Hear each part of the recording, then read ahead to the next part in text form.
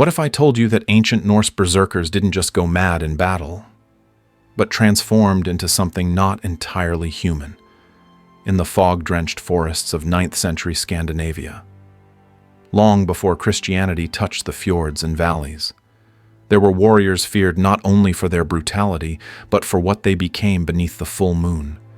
They were called the Ulfednar, more than berserkers, more than men. They were the wolves that walked upright, the ones that never died right.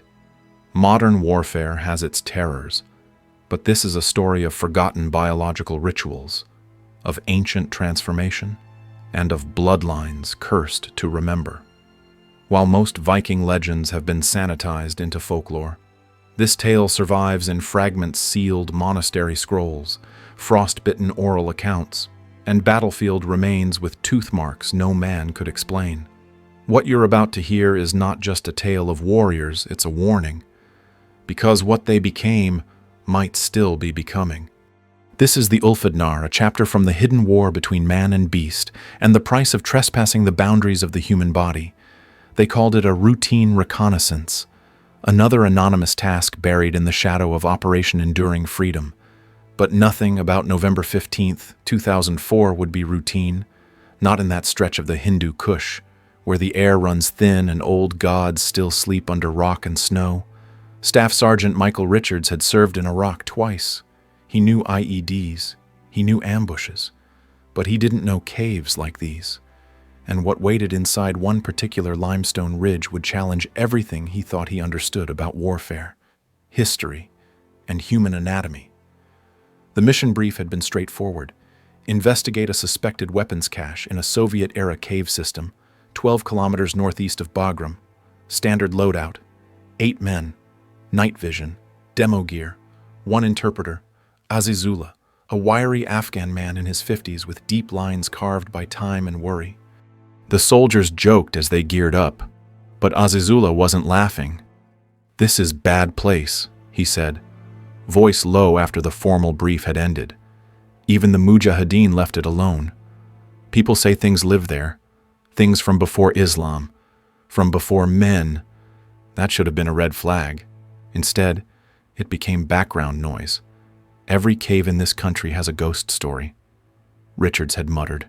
He'd regret saying that. The convoy moved out at 800, 2 up-armored Humvees grinding up into the high country. As the valleys narrowed and the roads gave way to rock, they switched to 4-wheel drive. Eventually, even the track ran out. They continued on foot, climbing toward a yawning dark hole carved into the cliffside, a wound in the mountain, waiting to bleed history.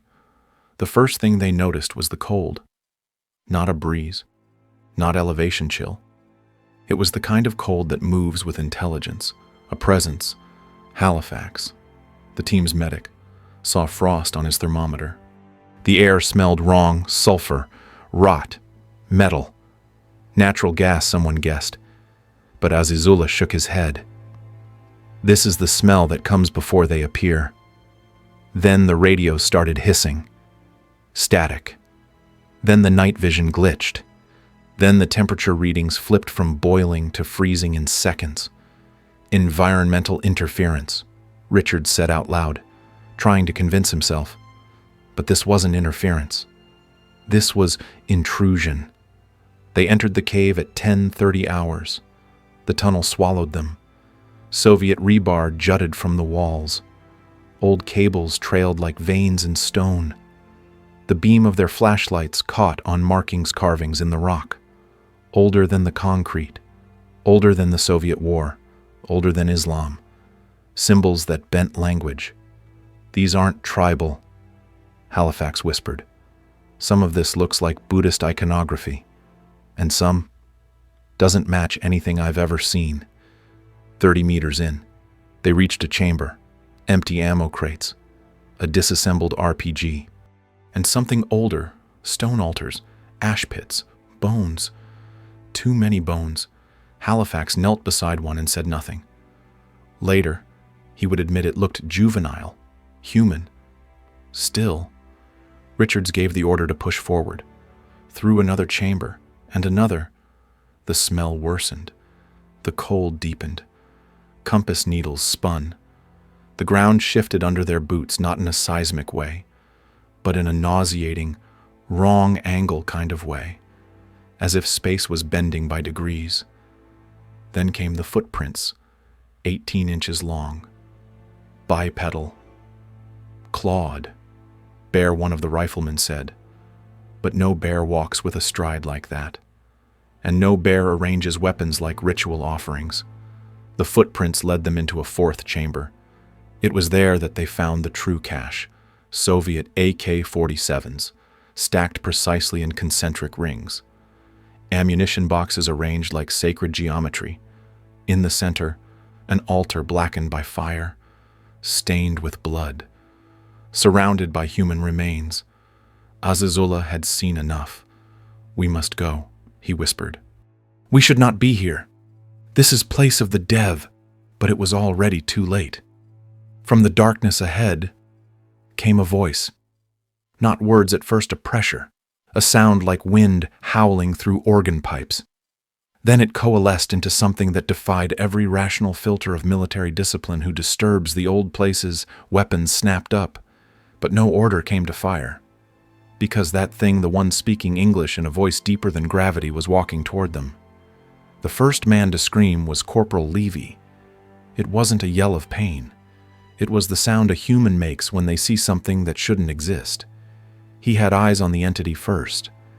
Flashlight beam caught the figure in silhouette, a towering shape stitched from ancient bones and wet fur.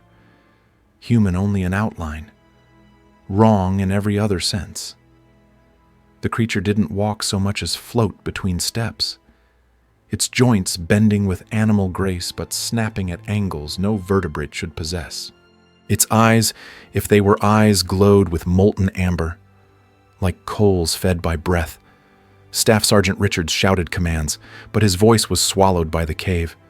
Radios went dead. Muzzle flashes lit the dark. Rounds slammed into the entity. It didn't bleed. It didn't even flinch. It just watched them fire, as if indulging a child's tantrum. Then it moved, not toward them, through them. It passed through me, Halifax whispered later, like fog, but colder than thought. When it passed, every man dropped to their knees, clutching at their temples. Visions tore through them, not dreams, but memories, not theirs. They saw rituals older than Zoroaster. Human hearts burned on altars made from the skulls of children, armies marching under banners woven from flayed skin. They felt it, the hunger, the throb of ancient drums in their chests, the taste of ash and iron in their mouths. This was not just an enemy. It was a memory of violence, made flesh. Then Richards heard it, not out loud, but inside a phrase repeated in some unspoken tongue. "We are the Dev. We remember before memory." The entity stopped beside one of the dead, Private Haskins, killed instantly by shock. The creature lowered its snout, inhaled deeply, and whispered something too fast to catch. The corpse sat up, its eyes rolled back, mouth gaped open, and then, with Haskins' voice, it said, "You were warned." Richards ordered fallback, but there was no exit. The cave had changed. Passageways that led out before now looped back. Symbols on the wall rearranged themselves in real time. They were inside something alive. A stomach, a brain, a prison. They moved anyway, blindly, instinctively, boots scraping rock, panic rising. They lost Azizullah in the second chamber. One moment he was beside Richards. The next, just gone. No sound, no light, no trace. Just the whisper of wind that wasn't wind, saying his name over and over in a dozen overlapping voices. By hour 3, 2 more were gone. Halifax began reciting psalms. Private Doyle tried to pray, but his mouth kept bleeding every time he said God. Eventually, he just sat down and started talking to something only he could see. He called it the woman made of teeth. Then they found the door, wood, ancient, unrotted, standing upright in the center of a carved circle. Behind it, sounds children crying, boots marching, whispers that sounded like radio static reading coordinates. Something was on the other side, but what they heard depended on who listened. Richards heard his daughter, screaming, "Daddy, help me." He almost opened it. Halifax stopped him. "That's not your daughter. That's the thing wearing her voice." They turned away, and that's when the cave gave them back one of their own. Azizullah returned, but it wasn't him. His clothes were the same. His boots were right, but his eyes were black. His mouth didn't move when he spoke. The voice came from somewhere behind his face. "You want the truth," it said. "The Soviets weren't the first. Alexander left men here. The Mongols ran screaming from these tunnels. The British tried flame. The Americans, you brought light to where no light belonged. You woke something. The thing continued. It remembers the old agreements. And now it wants new terms." When Richards raised his rifle, Azazullah's face opened sideways. Not a metaphor, the skull cracked, peeled like wet bark, revealing teeth on the inside. They shot it. The body collapsed. The cave groaned, not from collapse, but from pain. The walls bled, not metaphorically. Black ichor seeped from the stone. Halifax dropped his rifle and whispered, "This cave is a womb." Richards grabbed him. "We're getting out." They ran. The path changed again. But this time, it led upward, to light. They burst into sunlight at 1844 hours. Only 4 remained. Richards, Halifax, Doyle, and one private whose name never made the report because he killed himself 3 days later, hung himself with comm wire in the barracks. His last words, written in red ink, "It followed me home. We didn't escape the cave. The cave let us go." That's what Halifax finally said, 36 hours later, after the debriefing collapsed into silence. Staff Sergeant Richards didn't argue. He couldn't. Because deep down, he knew it was true. Whatever intelligence nested inside that mountain hadn't been defeated, it had only taken what it wanted. Back at Bagram Air Base, things unraveled quickly. The 4 surviving soldiers were kept under psychological evaluation. But no amount of sedation, no protocol, could explain what the doctors found on Halifax's CT scan foreign bone growth, forming what looked like runes etched into his skull on the inside. There was no surgical scar, no trauma, just language that wasn't human, burned into the calcium of his frontal lobe like an ancient curse carved into stone. Halifax spoke less with each passing hour. By day 3, he communicated only in fragments phrases he claimed weren't his own. Names of cities that don't exist, coordinates that point to nothing but ocean. One phrase came up repeatedly. The pact was broken. The Dev are owed blood. Meanwhile, Private Doyle was already deteriorating. His eyes wouldn't adjust to daylight. He hissed at mirrors, claimed he could hear the reflection breathing. The medics thought it was psychosis. Until he began speaking, perfect Avestan, a dead liturgical language spoken by ancient Zoroastrian priests. No one in the room knew Avestan, but the linguist flown in from New Delhi did. He confirmed Doyle was reciting binding rituals meant to suppress Deva-class entities. When asked how he knew them, Doyle answered, "I remembered. The thing in the cave, it made me remember when I was one of them." The reports were quietly redacted, filed away. But that's when the real horror began, because it didn't stay in Afghanistan. 2 weeks after the survivors returned stateside, one of the intelligence officers assigned to their case went missing. His wife found his body in the garage, not mutilated, transformed. His spine had stretched, twisted. Bones cracked outward like primitive wings made of cartilage, skin blackened as if frostbitten from the inside. On the wall, written in blood, were the words, "We gave them fire. They gave us the cave." By now, Richards had begun to sense a frequency. Not sound, not radio, but a kind of pressure in his brain, pulsing at 3:16 a.m. every night. Not a minute before, not a minute after. Always 3:16. and always accompanied by the same vision: the door in the cave, standing in a burning field, surrounded by children with no mouths. He tried to ignore it, until Halifax disappeared, gone from a locked hospital room with a 24-hour guard rotation. No sign of struggle, just a smear of soot across the floor, and one phrase etched into the mirror with a fingertip dipped in something black and iridescent: "The dev will not be forgotten." After that, Richards stopped sleeping. His house began to shift. Doorways were wrong in the morning, rooms longer than they were the night before, and the fridge whispered, always at the edge of hearing, words that didn't exist in English, words that felt like commands. He tried to reach out to command, but his clearance had been pulled. He was told to rest, to recover. He knew the truth. They weren't trying to help. They were trying to contain. But you can't contain the dev, because the dev aren't ghosts. They aren't demons. They're something older, something predating our ideas of heaven and hell. Something that remembers when early humans first lit fire in the mouths of caves and stared too long into the dark. That's when Richards found the old Soviet footage, hidden deep in a classified archive mislabeled as geological research. The 1979 expedition, 12 Spetsnaz soldiers sent to clear the same cave system. Only 2 minutes of footage survived. It showed red flares illuminating carvings that match what Richards saw. And one voice: "Ya dumal, eto chisto, no teper yaznаю eto živoye."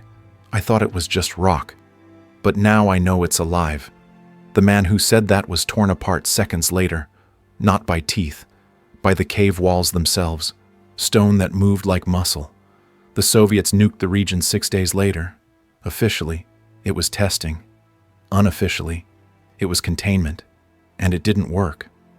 Richards knew what he had to do. He dug into historical reports, folklore, whispers from tribes who had lived in the region long before borders existed. The Pashtun spoke of Tebat, the place of listening. The Nuristani called it Armanaz, the mouth of the stone god. But the oldest name came from a Proto-Iranian source, long extinct, Durawart, the womb that remembers, a place where reality thins, and something old waits to be reborn. What if the war in Afghanistan didn't awaken ghosts, but woke something older than death itself? Staff Sergeant Michael Richards wasn't the only one who believed this. Over the next 15 years, a quiet ripple began to spread across intelligence channels, black site hospitals, and decommissioned military labs, each echoing the same unspoken truth. Operation Enduring Freedom had stepped somewhere it was never meant to tread. Richards was never seen again after 2010. The official report listed him as a suicide, body unrecovered, case sealed. But an anonymous file sent to a whistleblower site in 2013 told a different story. The footage was grainy, infrared, time-stamped 3:16 a.m. But the figure was clear: Richards, standing barefoot in a wooded area near Camp Lejeune, body thin, eyes glowing like embers, and surrounded by deer, bowing. In the weeks that followed, 2 members of his original unit were found dead. One had torn his own jaw off. The other had drowned in a bathtub filled with dirt. Neither made sense, but both had one word carved into nearby surfaces in ash, in blood, in something darker: Durawart. By 2015, patterns emerged. Soldiers stationed in regions with similar cave systems began reporting the same symptoms: waking dreams, sudden fluency in extinct languages, compulsive sketching of ancient symbols not found in any known archive. One airman in Kyrgyzstan drew a complete map of a non-Euclidean temple on the wall of his barracks. When questioned, he said, "It's not mine. I'm just remembering it." But it wasn't just military. Archaeologists in northern Iran went missing. A Turkish mining crew unearthed a cavern of bone altars and vanished. In 2017, seismic readings under the Hindu Kush registered vibrations with frequency patterns matching human brainwaves during REM sleep. Not tectonic, not environmental, sentient. By now, a classified think tank under NATO codenamed the phenomenon the Echo Protocol. Its core theory: something woke up in that cave, something not bound by time, something reaching backward and forward. The Dev were no longer just an entity. They were an infection, not of flesh, of memory. Richards had said it once: the Dev don't kill you. They rewrite you, and then they wait. By 2020, whispers spread online on Reddit, in encrypted TikTok DMs, in Discord servers no longer traceable. Civilians began seeing 3:16 a.m. on clocks too often. People across the world started sketching the same sigil, a circular mouth with teeth on both sides, labeled only as the cave. No one had shared it. No one knew why they drew it, but everyone dreamed of a door. Psychologists called it mass hysteria, but the Vatican quietly reopened its Department of Obscure Hostilities. Russia restarted its Black Star Cave Warfare Unit. The CIA hired 3 folklorists, and all of them came to the same conclusion. This wasn't mass psychosis. This was cultural recall, a species remembering something we'd buried so deep. We mistook it for myth. We didn't just find the Dev, one researcher wrote before burning his notes and disappearing. We're what they left behind. Now it's 2025, and the symbols have returned. A sinkhole in Alaska revealed a chamber filled with fossilized wolves with human jawlines. A teenage girl in Oslo spoke perfect Proto-Elamite during a seizure. A man in Indiana dug a tunnel beneath his house and refused to come out, screaming, "We must return to the womb. She's waiting." And at 3:16 a.m., more people than ever are waking up to the sound of breathing, not theirs, something bigger, something deeper, something waiting just behind the drywall, just beneath the roots, just beneath the surface. So what happens next? Maybe nothing. Or maybe you'll start noticing the patterns, too. You'll see the symbol in steam on your mirror. You'll hear a voice from your basement that knows your name. You'll feel the pressure behind your eyes when the clock hits 3:16 a.m., and you'll wonder, just for a second, am I remembering, or am I being remembered? Because the Dev don't need to find you. They were already inside. From the moment you opened the door, from the moment your ancestors lit the first fire in the first cave and stared too long into the dark. They thought they could silence what slept beneath the Hindu Kush. They thought steel, fire, and faith were enough. They were wrong. What emerged from that cave was not just an enemy, it was a contagion of memory.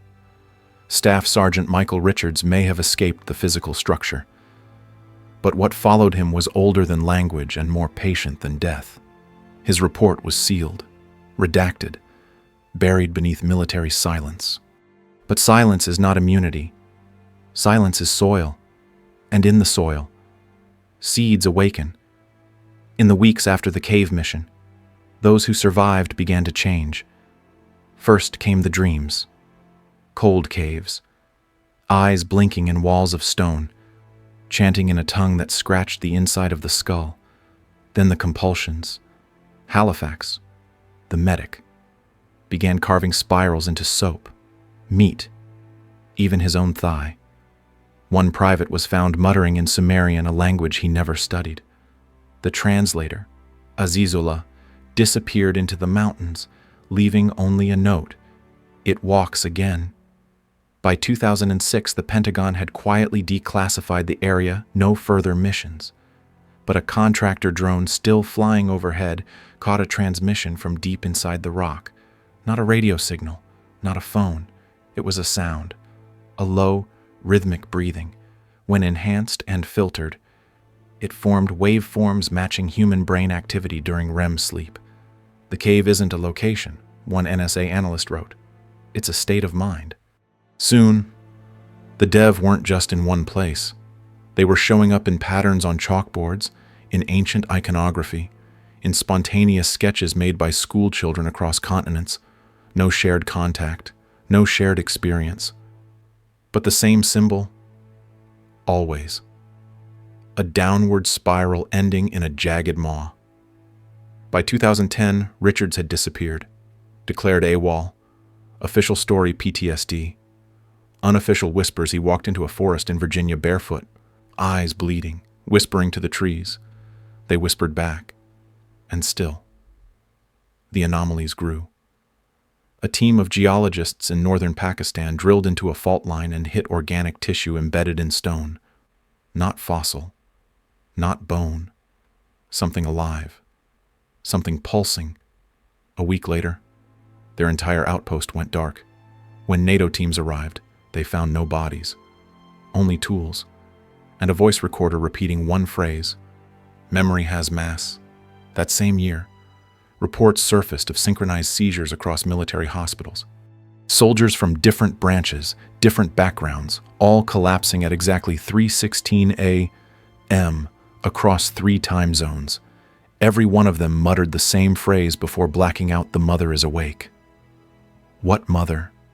That answer may never come. But in 2013, a Vatican archivist leaked a restricted file dating back to 1221 AD, a first-hand account by a Crusader knight who described entering a cave where stone breathed and encountering a beast made of faces, stitched from the minds of men. The drawing included in the manuscript identical to Halifax's carving.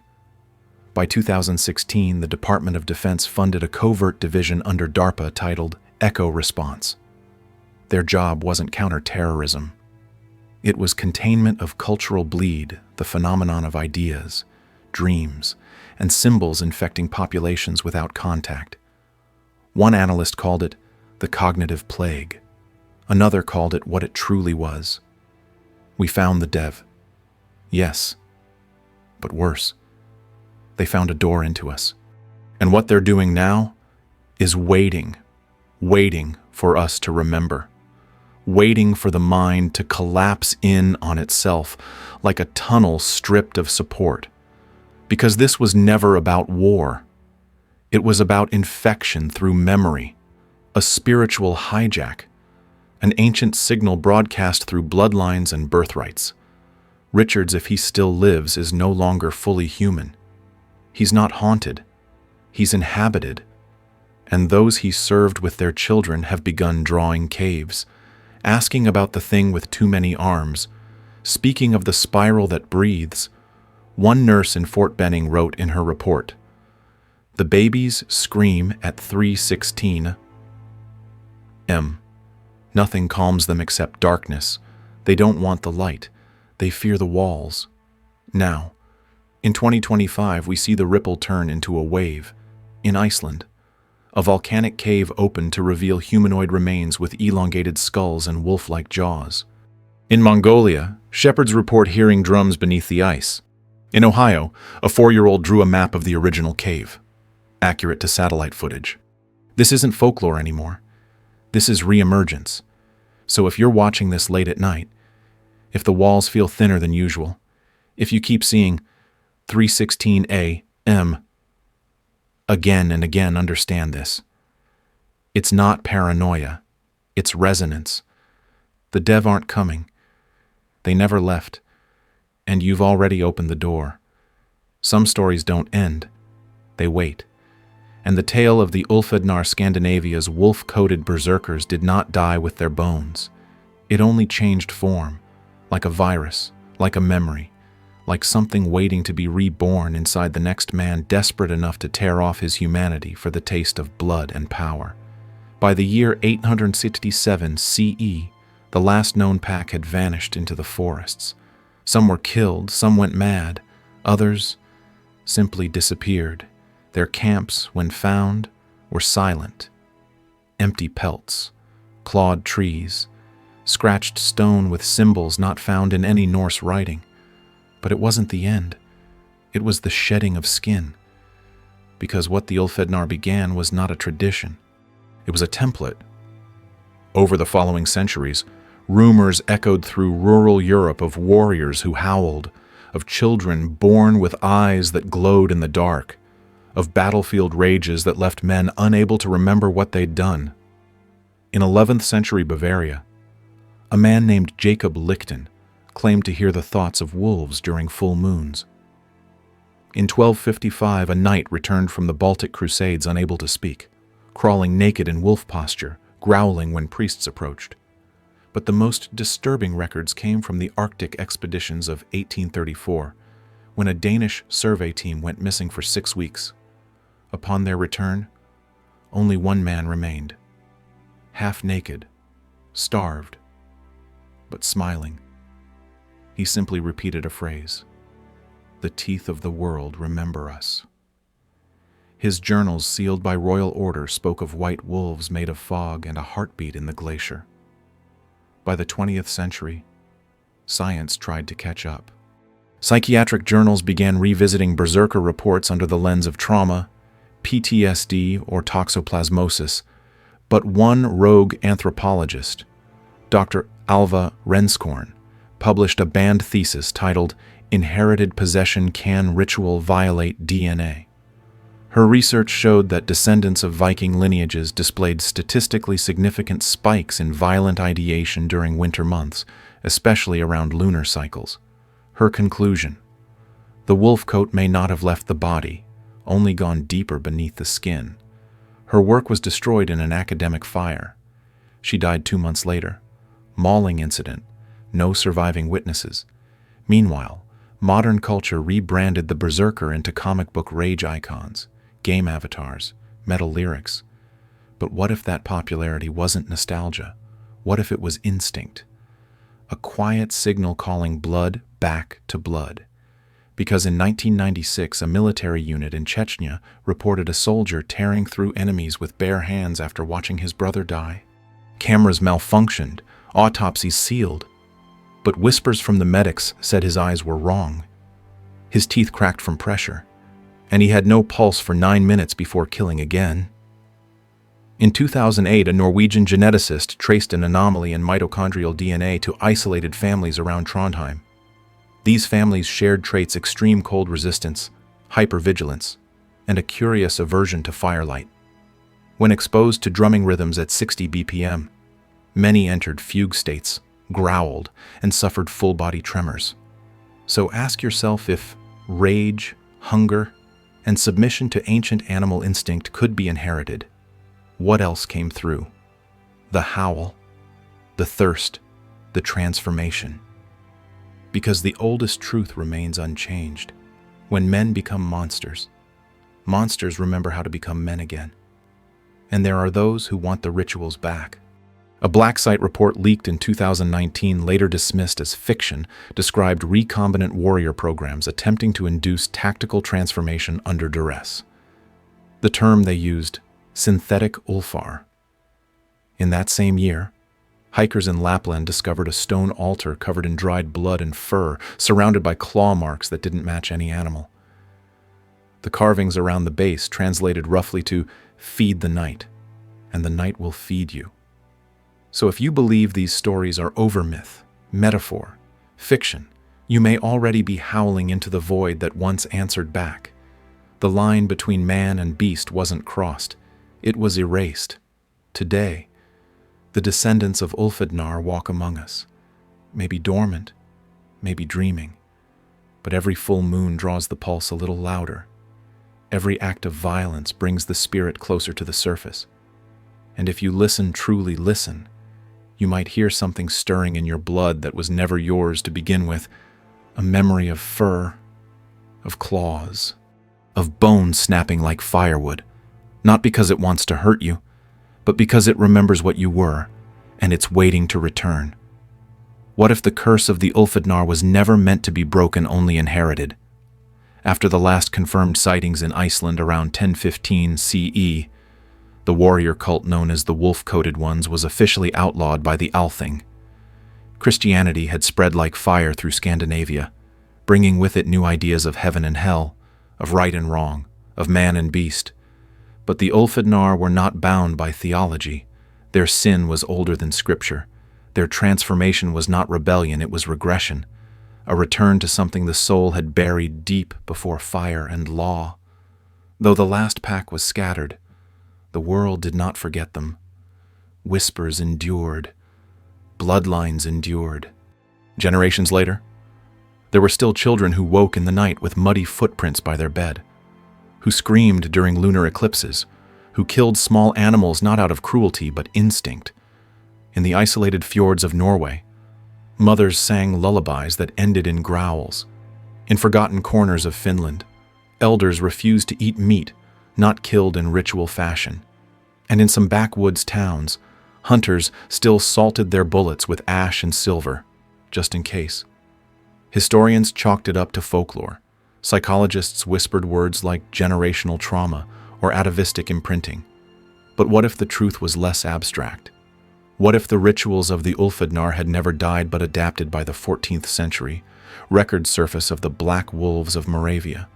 A mercenary company feared not for their tactics, but for their inhuman endurance and brutal feeding habits. In 1603, a German executioner described a prisoner who tore out his own restraints and bit through an iron collar moments before death. In 1781, a French trapper vanished in Lapland only to return 2 winters later with eyes like frostbitten gold and no memory of his name. He howled in his sleep. He could smell lies. He never blinked. These were not coincidences. They were echoes, reincarnations of ritual memory passed down through flesh instead of scripture. And as the centuries turned, so did the shadows. Until science, once again, tried to explain away the ancient terror. In 1979, the Soviet Union ran a classified biological study in the Permkrai wilderness known only as Project Fenris. Survivors, if they existed, never spoke publicly. But a single declassified report contained 3 sentences that still send chills down the spine of anyone who reads it. Subject 12 howled without lungs. The trees bent toward the sound. Moonlight turned red when it stepped into the clearing. Even today, the archives of the Vatican contain redacted volumes under the codename Beast Doctrine cases where possession didn't come from demons, but from primal entities older than Genesis, things not of hell, but of wilderness. One passage reads, "The error of the Ulfednar was not worship, it was merger. They did not call the beast, they became it. And that is what terrifies modern man. Not that monsters exist, but that monsters might be native to us. That the darkness we fear at night is not a stranger, but a part of ourselves, whispering from beneath the skin." Geneticists have discovered what they call recessive aggression complexes, dormant gene sequences in certain Nordic lineages that activate under stress, starvation, and cold. These sequences correlate with bursts of strength, disassociation, and elevated predatory response.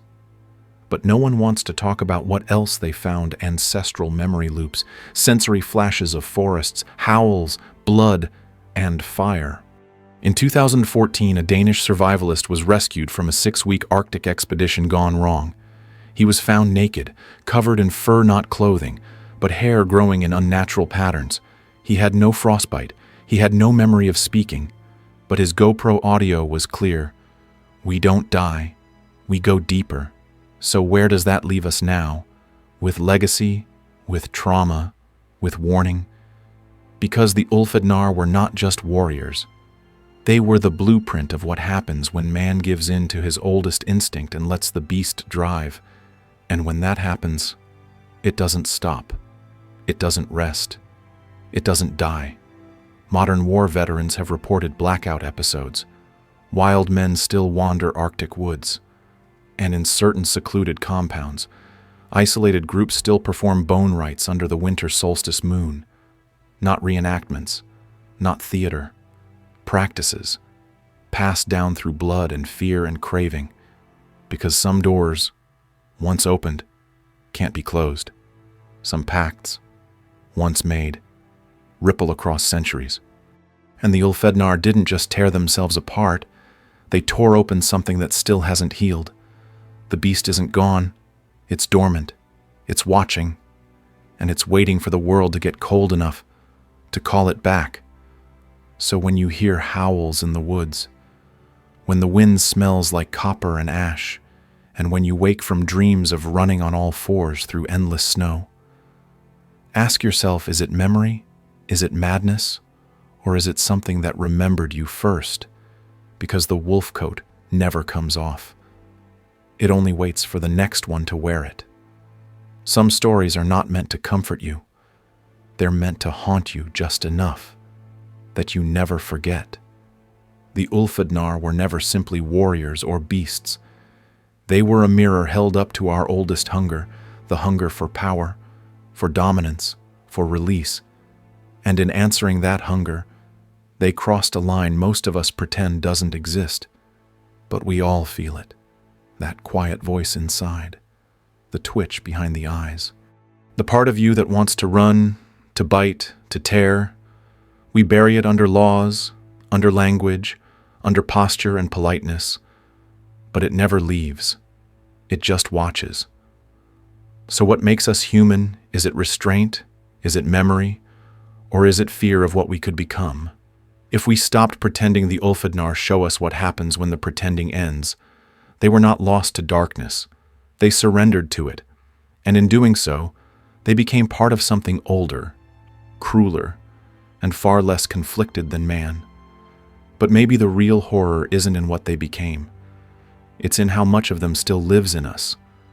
So if tonight you lie awake and feel something stir in your bones when the wind howls, if your dreams smell like blood and pine, don't panic. Just ask yourself, what have I inherited, and who's waiting for me to remember it? And now, if you made it this far, tell me, what would you do if the wolf called your name? Drop your answer in the comments. I read every single one. Save this video if you think you'll want to revisit it, because some warnings age like wine. And don't forget to subscribe. Here, we don't just tell stories, we dig up the bones they buried in silence. This has been Dr. Whisper of War. Stay curious, stay human. And if the forest calls, walk slowly. Not everything wants you dead. Some things want you changed.